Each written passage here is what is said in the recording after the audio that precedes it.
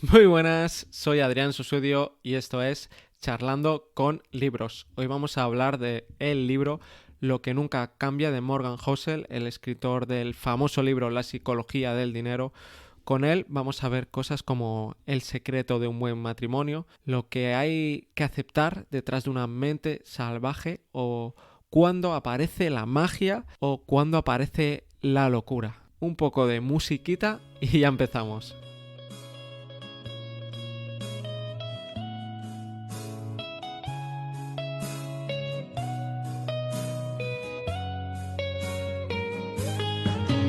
I look at you all, see the love there that's sleeping, while my guitar gently Lo que nunca cambia es un libro que habla de psicología, de dinero y de historia. Enfocado en lo que precisamente nunca cambia, el libro en inglés, que es como me lo he leído yo, es Same as Ever. Y en este libro son 23 historias cortas, porque es un libro ameno, corto, no es de esos que se enrolla o que dice demasiado. Me ha gustado, me ha sorprendido para bien, no me esperaba que me gustara tanto porque muchas cosas sí ya las sabía, pero las explica de una forma, sabe escribir. Morgan sabe escribir, expresarse y explica algunas historias distintas. Ya empezando por el fundador de Amazon, Jeff Bezos, al que nunca le preguntaban en las entrevistas o no le preguntan qué es lo que no va a cambiar en 10 años. Lo típico es siempre, en 10 años, ¿qué va a ser la novedad? ¿Qué va a cambiar? Pero para invertir para muchas cosas en la vida lo importante es lo que no va a cambiar, ¿no? Porque si inviertes a largo plazo, precisamente tienes que invertir en lo que no va a cambiar. Y con esta idea empieza la historia número uno del libro y es que el mundo pende de un hilo. Básicamente nos tenemos que dar cuenta, ¿no? Como en la historia, un evento, un solo evento, una cosita ha cambiado la historia, ha cambiado el curso de la historia, han cambiado los ciclos. Hay gente que dice, ¿no? Que para saber a dónde vamos tenemos que saber de dónde venimos, pero algo más realista, según Morgan Housel, es que si vemos de dónde venimos, sabemos que es que no tenemos ni idea a dónde vamos. Si realmente estudiamos el pasado de forma realista, vemos que no hay conexiones, que lo que dicen los libros de historia, pues es ficción, realmente no todo está conectado con todo, queremos conectar un evento con otro, causa, corralidad, esto por esto otro, esto ocurrió por esto, pero no es así. De pronto ocurre algo por simplemente factor suerte o aparece un cisne negro y cambia la historia. Pues por eso predecir cómo va a ser el mundo dentro de unos años es imposible, totalmente imposible, pero en cambio lo que sí que podemos saber es que el mundo va a seguir dominado pues por la avaricia, por el miedo, por la incertidumbre, por nuestro instinto tribal, por la persuasión. Estas cosas en un futuro van a seguir estando ahí. Eso es lo que único que podemos saber del futuro. Vamos ya con la historia número 2. Que por cierto, si alguien está esperando que entre el invitado, aquí está. Yo mismo con mi mecanismo. En este episodio he querido hacerlo yo solo para explicarlo tranquilamente. Pero ahora sí, en la siguiente historia va de el riesgo. Porque el riesgo es lo que no vemos. Los grandes eventos, los eventos que nos han cambiado, ¿no? O por ejemplo estas últimas décadas, todos lo saben, que si pandemia, que si la crisis de 2008, etcétera, que si guerras, todos estos eventos no se podían predecir. Como mucho se podía pensar que algún día ocurrirían, pero no se podían predecir. Entonces aquí hay dos cosas. Por un lado, en el pasado éramos muy tontos, ¿no? Y no supimos verlo y ahora ya de pronto ya podemos verlo o podemos aceptar que las cosas más importantes y el riesgo que hay detrás no se puede predecir. Por eso el riesgo no es algo que tú puedas decir, pues esto tiene un riesgo de un 20% de probabilidades de que quiebre la empresa. No, no. Los riesgos están ahí, no puedes saber, no puedes darle una probabilidad. Darle una probabilidad es no darte cuenta de cómo funciona el mundo. Y ya lo dice Taleb, que lo que hay que invertir es en prepararse, no en predecir. Pero nos vamos ya a la historia 3, que es la de las expectativas y la realidad. La regla número 1 para la felicidad es tener bajas expectativas, clarísimamente. Depende de las expectativas, pues así irá la dopamina. Y si tienes grandes expectativas, luego el chute, la hostia de dopamina, al contrario, ¿no? Va a ser grande. Y ahí está, pues ese pequeño secreto de la felicidad, que realmente no hay secretos para la felicidad y cuando se busca es cuando no se encuentra. Pero lo que está clarísimo es que cuando tienes unas expectativas súper altas, pues al final vas a estar jodido. Igual que está muy claro una cosa que decía Charlie Munger, una de mis frases favoritas, y es la de que el mundo no lo mueve la avaricia realmente, lo mueve la envidia. Pues ahí está esas expectativas, esa realidad. Porque cuando tenemos mucho, pero el de al lado también tiene mucho, al final nos adaptamos y no estamos ni contentos. El dinero, mira, hay una frase muy buena que dice Morgan Housel que dice que el dinero compra la felicidad de la misma manera que las drogas compran el placer. Son increíbles si se hace bien, ¿no? Si buscas la felicidad de forma correcta, sin excederte, pero empieza a ser peligroso, igual que las drogas, cuando lo que buscas es pues enmascarar, esconder alguna debilidad, si tienes algún problema, ¿no? Y entonces estás buscando de forma desesperada la felicidad o estás de forma desesperada buscando el placer. Incluso el dinero y las drogas son una cosa desastrosa cuando la cantidad nunca es suficiente. En los años 50 se decía que todo el mundo era súper feliz, se idealiza esos años en Estados Unidos, luego se ve que las tasas de delincuencia eran más altas que estas últimas décadas, realmente eran mucho más incómodos, que la inestabilidad era más grande, que el salario real hablando de la inflación, incluida la inflación de ahora y la de entonces, era por cápita mucho más pequeña, o sea, realmente el salario era menor, también pues había más enfermedades, o sea, realmente todos los datos te dicen que se estaban peor. Pero ¿qué pasa? Porque en esa época mucha gente pensó que era la mejor época, sobre todo en retrospectiva, pues porque la mayoría de gente tenía lo mismo. Es decir, no tenían más que el vecino. Había mucha clase media o clase media baja, llámale como sea, pero muchísimos americanos tenían lo mismo. Entonces no nacía esa envidia que nos decía Charlie Munger. Gracias a que no nacía esa envidia, a no querer lo de al lado, no había tantas diferencias en una misma clase, pues la gente era más feliz. O lo que decía Will Smith en su biografía, que ya la comentamos aquí en el podcast, episodio 7 de los primeros, que es que convertirte en famoso, volverte famoso es una cosa increíble, pero luego cuando ya eres famoso es un sentimiento encontrado, ¿no? Ya no es lo mismo porque tú ya eres famoso, pero luego perder la fama, eso es lo miserable, lo peor. Pues pasa un poco lo mismo pues con la felicidad, con las expectativas y al final todo son expectativas. Depende de las expectativas que tengan tus jefes, pues así te va a ir en el trabajo. Depende de las expectativas que tengan los clientes, los consumidores, pues así va a ir el producto y la bolsa va de eso. O sea, la bolsa, las inversiones va de expectativas. La bolsa básicamente es lo que descuenta al futuro. Por eso cuando hay crisis, cuando se empieza a ver un pequeño atisbo de recuperación, la bolsa ya sube un montón, pero en cambio las empresas aún están mal, aún hay mucha gente en el paro, pero la bolsa ya está subiendo porque ya ha cambiado las expectativas y lo contrario, a lo mejor la bolsa ha bajado y aún las empresas no están mal, no se han dado cuenta de que viene una hostia, pero ya el mercado, los primeros inversores ya se dan cuenta o tienen esas expectativas de que va a ir mal, de que va a haber una crisis, por eso esas grandes hostias, por eso esa bajada en el 29 de un 89%, que siempre que lo pienso es una locura, que bajó un 89%. El mercado, o sea, ni los índices te van a salvar, chaval. Pues eso, bajó un 89% por esas bajas expectativas, después de que hubiera unas expectativas tan altas. Luego se dio la vuelta, lo mismo que hablábamos antes, ¿no? De la hormona, de la dopamina, pues esto igual, la hostia es grande, poco a poco fue subiendo y ¡fum! Y de pronto caída, pues así van las expectativas. Y me gusta una cosa última que dice Morgan Housel y es con el matrimonio. Dice, un matrimonio solo funciona cuando las dos personas se ayudan sin esperar nada a cambio, ¿no? No tienen grandes expectativas. Si tienes grandes expectativas de tu pareja cuando te casas, pues al final la cosa básicamente no va a ir bien. Y vamos ya con la historia cuarta, que es la de Mentes Salvajes.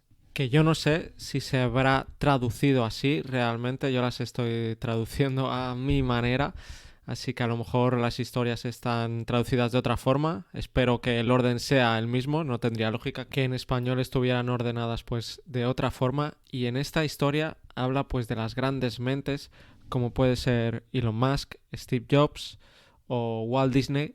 Y es que todo tiene un precio, y más con estas personas.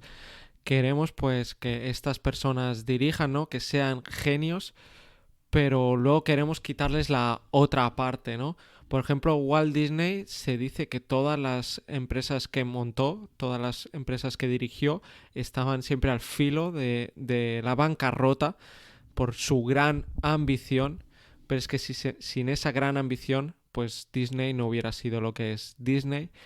Steve Jobs, que aparte de ser un genio, pues también se dice que era un monstruo como jefe. Esto en su propia biografía de Walter Isaacson, pues ya, ya queda clarísimo que era un monstruo como jefe, incluso como padre, ¿no? Porque abandonó a su hijo, igual que le habían abandonado también a él, pero bueno. O Elon Musk, pues un poco más de lo mismo, porque es un mentiroso compulsivo, utiliza la mentira como su arma número uno de marketing.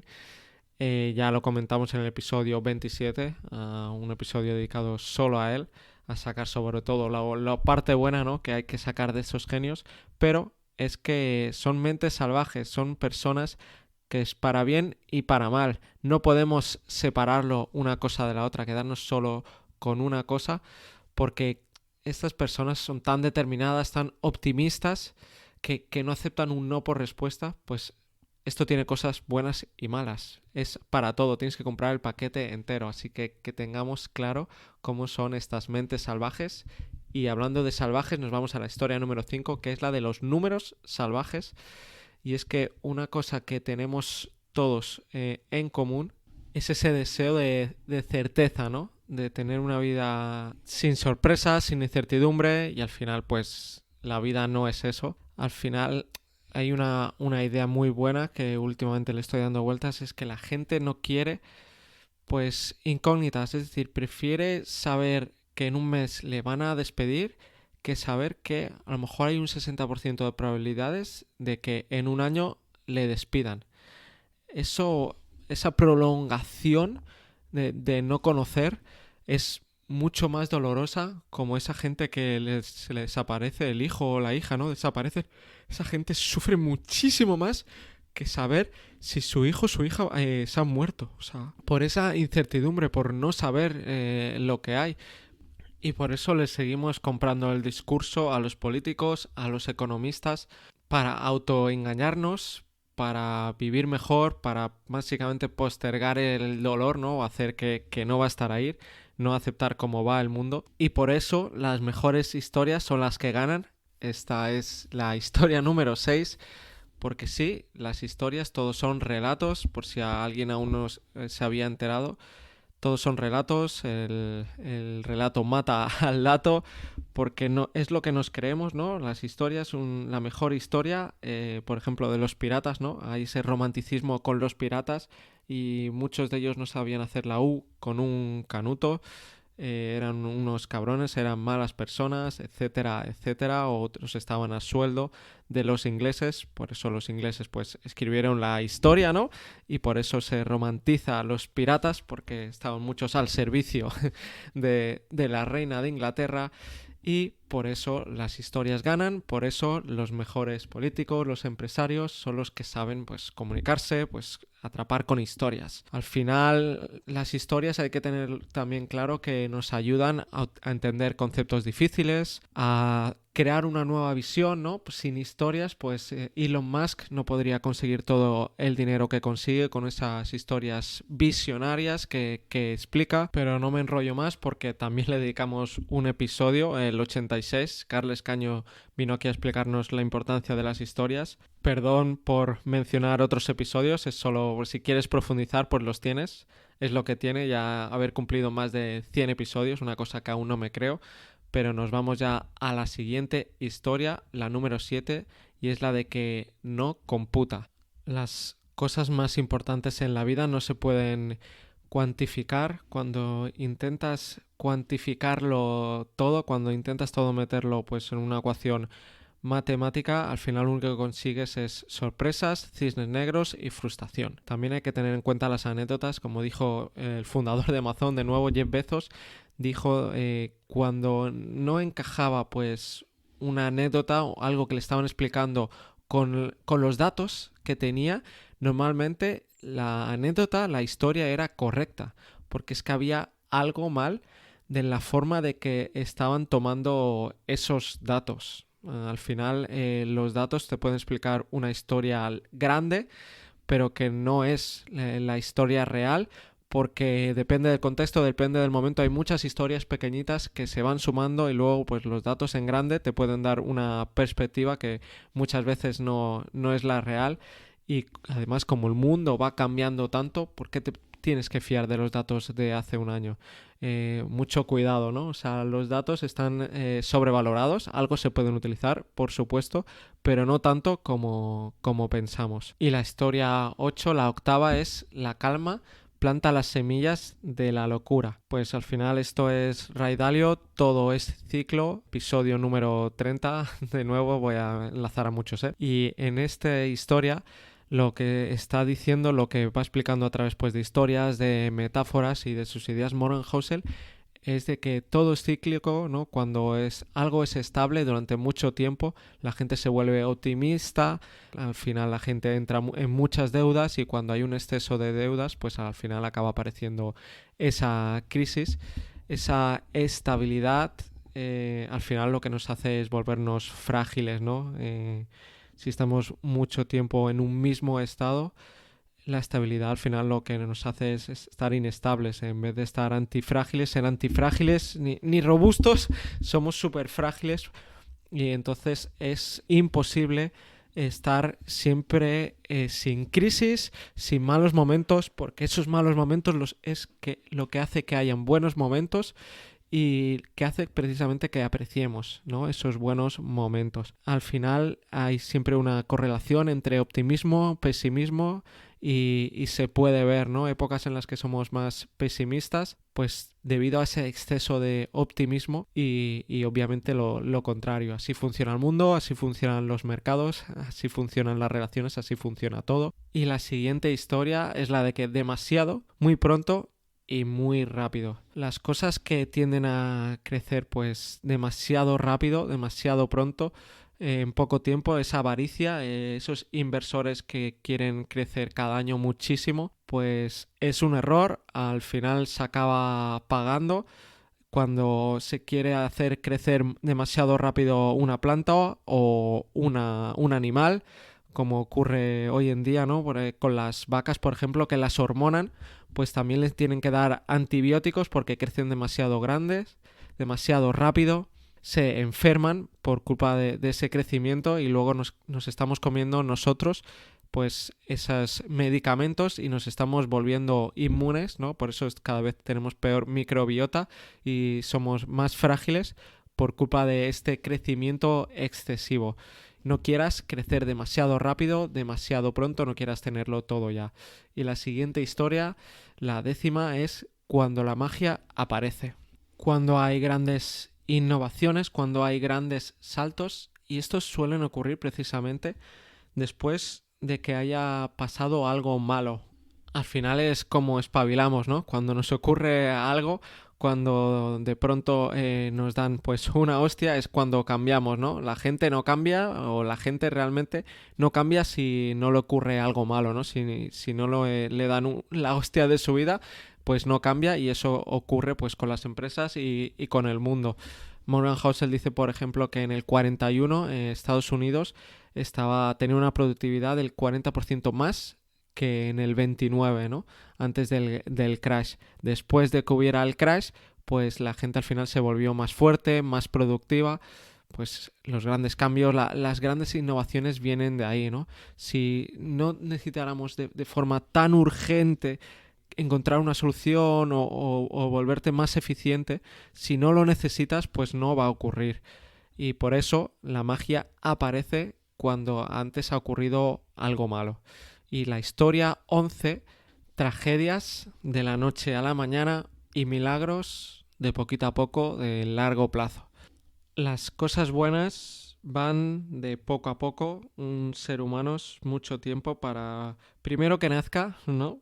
Unos 9 meses o así, y luego para que sea un adulto hecho y derecho son muchos años, pero en cambio en un accidente esa persona puede morir en un segundo, esa tragedia.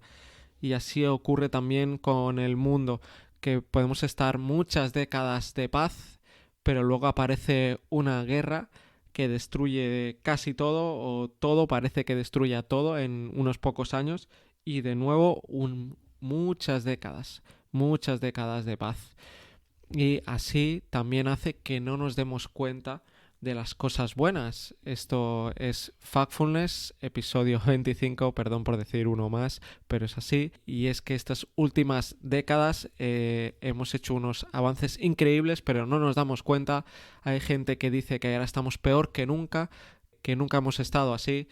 No te equivoques, nuestra memoria nos falla, le damos demasiada importancia a las cosas malas, a la urgencia y a solo unos datos, no a otros datos. En algunas cosas estamos mejor, en otras estamos peor, pero es que el pesimismo es lo fácil y es lo que parece que sea inteligente, y el optimismo es lo malo, ¿no? Porque el optimismo es pensar en el futuro, ¿no? O sea, tener la esperanza en el futuro no es algo tangible. En cambio, lo pesimista, lo negativo ya está ahí y no te enfocas en todo lo otro.